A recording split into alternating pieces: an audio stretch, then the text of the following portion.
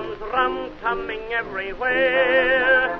So prepare, say a prayer, send the word to beware. We'll be over, we're coming over, and we won't come back till it's over, over there, over there, over there. Send the word over. Hey everybody, this is Joshua Littrell. Thank you so much for joining us here today on the Veterans for Cannabis podcast. I'm extremely excited to have Ian VENSEL on as our guest today. Ian, how are you doing today? Doing excellent, Josh. Pleasure to be here. Yeah, absolutely, man. Can't say thank you enough for taking the time to, just be a guest on the Veterans for Cannabis podcast. But when we get started, I'd like to give the listeners a little understanding of where you're at, located geographically in the country. Where are you calling us from today? I'm based up in Seattle, Washington, up in the Great Pacific Northwest. So Wow. I moved between here and Las Vegas, but most of my time's up here in the Seattle area. Man, that's a beautiful country. Definitely worth a visit. Absolutely. So, Ian, I think I'm most excited today because you work with an organization, a company, Global Cannabinoids, and you guys have a phenomenal product base. But on top of that, it's about cannabis. And when I say cannabis and on this Veterans for Cannabis podcast, everybody knows that we're talking about hemp, medical cannabis, doesn't matter. Cannabis is cannabis to us, right? So when we talk about the products, you guys have a really, really great wide array of products. We'll get into that. But before we get started, Ian, tell us a little bit about your background, man. Where are you from and kind of how did you fall into this industry?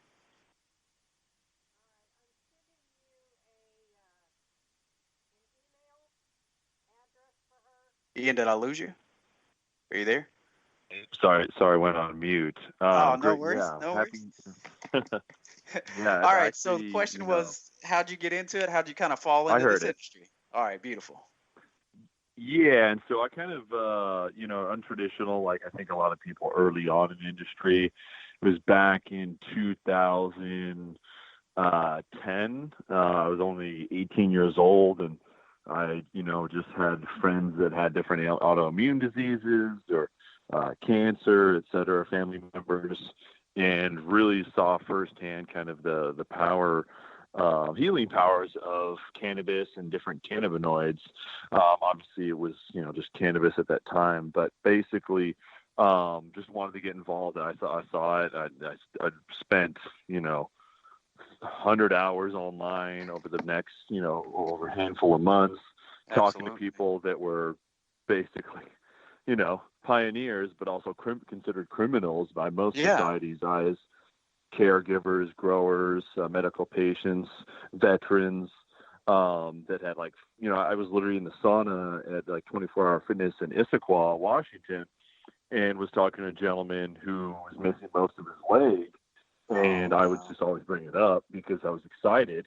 And he had a lot of his leg blown off in Iraq and had all kinds of complications associated with that. And were just telling me about, and even had cancer too at some point, which was, I don't know if it was related or not, and how he literally, it helped him save his life and helped him get off opioids. So I basically, just devoted my life. And so on and off throughout, I also have a company called Empire Strategist, and we focus more on the technology side as well, but have always been heavily involved, whether it's cannabis, CBD, hemp, and just the long-term implications for, greater societal wealth and health are unprecedented to a great extent. And so I'm excited to, help continue that fight. And it's crazy to see where we're at now.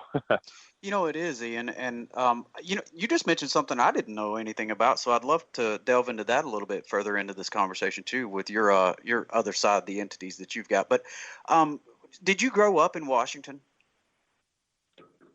Yes. Yes, I did. So you've seen it firsthand, and I'm sitting here in Georgia now, and it's horrible down here in the South. We just don't understand cannabis yet. I mean, our generation, the younger generation, we do, but that older, really staunch Bible Belt generation, if you will, it's hardcore here, and that's terrible because it's very clear in the Bible. When you ask anybody that's a theologian, they understand that cannabis was used in the Bible. It's clear, So you see it from a completely different standpoint, that it's been accepted way longer from where you're from versus where I'm at. How have you seen it change? Yeah, and that's a great point. I think on a macro scale, that's really the underlying issue that I like to bring up for a lot of this is education, right? Yeah. The education just simply isn't there. I was, when I was early on in early medical days here in Washington, and there was, you could hardly find those articles. I was on like the Right. 7th page of Reddit, looking at these studies from like some Austrian university or from some small obscure university in the Netherlands, right? Right. Trying to find, how they had great success with PTSD or, different anxiety. And so it's just really getting that education out there. And it is crazy to see the disparity and differences. And I think Louisiana just passed a decriminalization bill, which is good news.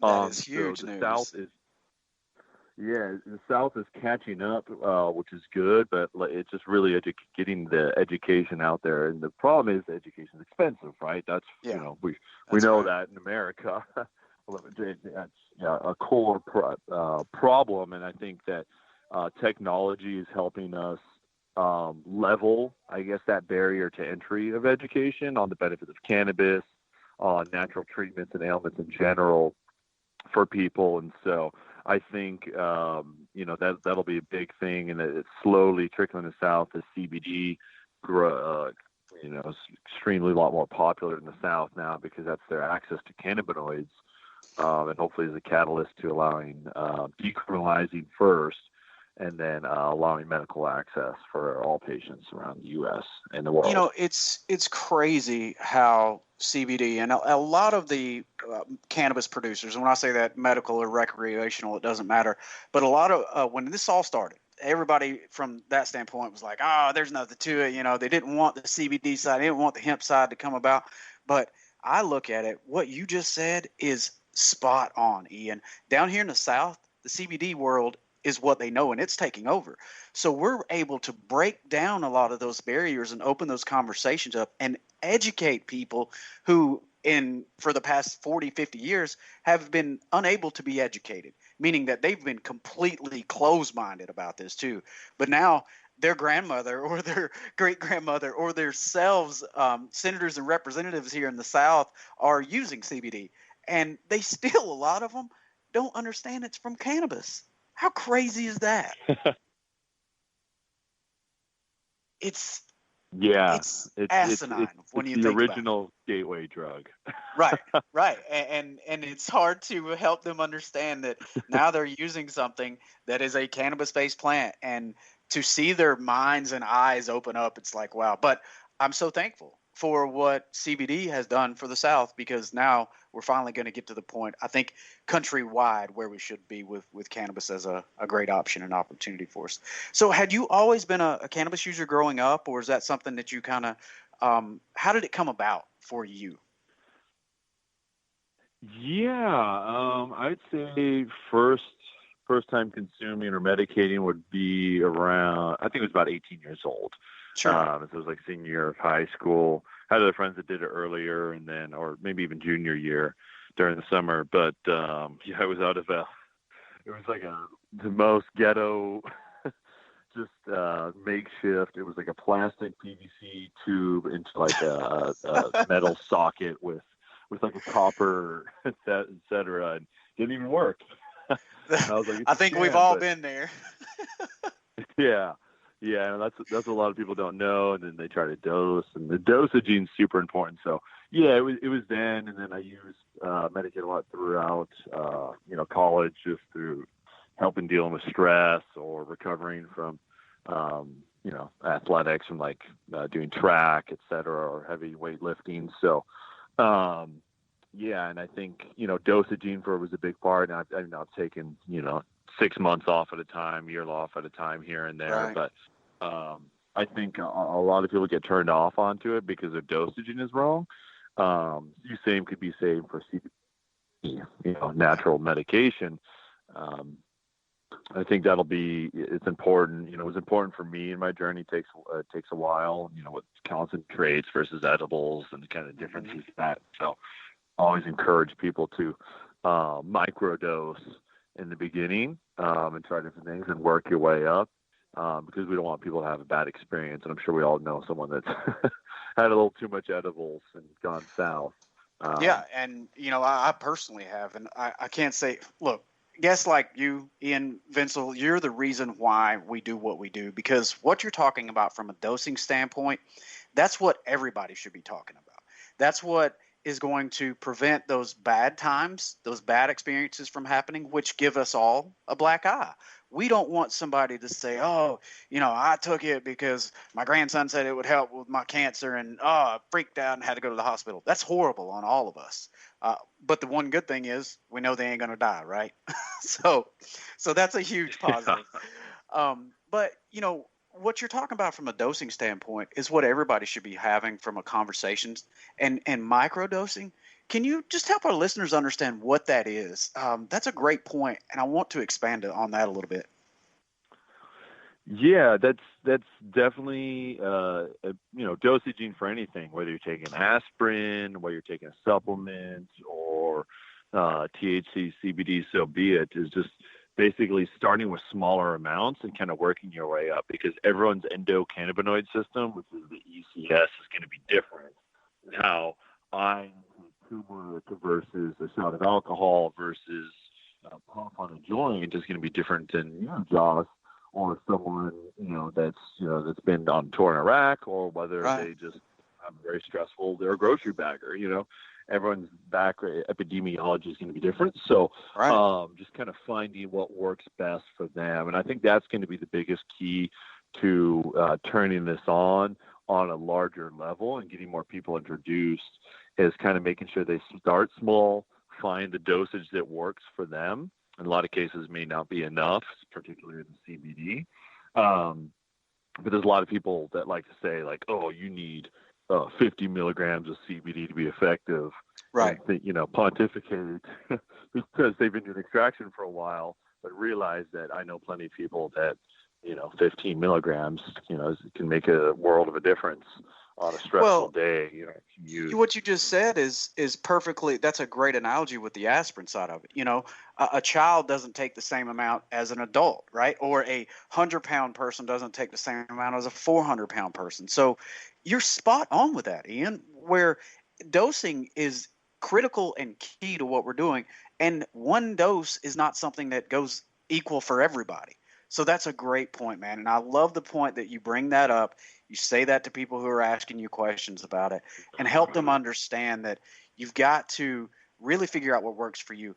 But what do you tell those people who take it for a week or 2 weeks and, just CBD, right? And they say it doesn't work, but they're taking 5 milligrams and they're doing it for 2 weeks straight. What do you tell those people?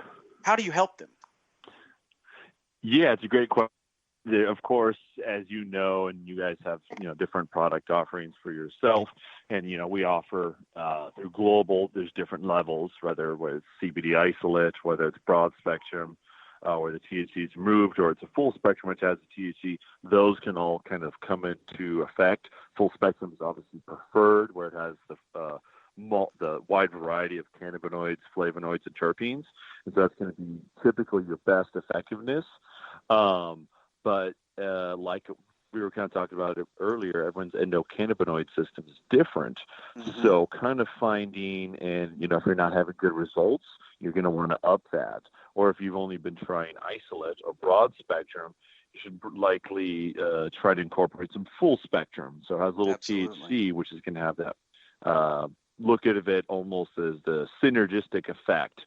When you eat like whole foods, your macro and micronutrients, similar aspects to the endocannabinoid system, and you're just gonna have better results with full spectrum. 9.5 times out of 10 for most people. So you're so spot on with that.